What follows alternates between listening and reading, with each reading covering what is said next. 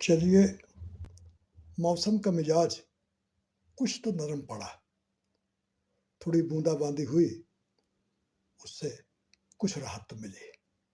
लेकिन मौसम विभाग अभी भी लू की चेतावनी जारी कर रहा है, यानी सतर्क रहना चाहिए। थोड़ी चर्चा हो जाए शब्दों पर ही। सोचिए, अगर शब्द न होते तो क्या होता?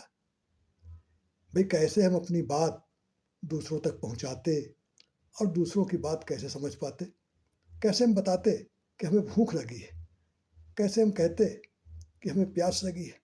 या और तमाम तरह की बातें, दुख की बातें, सुख की बातें कैसे होती अगर शब्द ना होते तो? आप कह सकते हैं कि जो लोग नहीं बोल पाते, सुन पाते, वो संकेत से अपनी बात कहते हैं। सही बात है, संकेत से भी अपने विचार प्रकट किए जाते हैं। लेकिन दिक्कत होती है उन संकेतों को समझना। हालांकि साइन लैंग्वेज विकसित की गई है, पर शब्द से अपनी बात को कहना शब्दों के जरिए ज़्यादा आसान होता है और ज़्यादा सुविधाजनक होता है।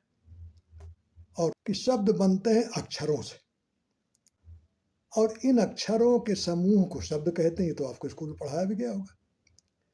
अब अगर कोई ऐसा अक्षर का समूह है जिसका कोई अर्थ ना निकले तो भी मतलब है भाई। शब्द से तो हम अपनी बात कहते हैं ना, अगर कोई उसका मतलब ही ना निकलेगा तो हम क्या कह पाएंगे? तो जिसका कोई मतलब निकले, उन अक्षरों के समूह को शब्द कहा जाता है।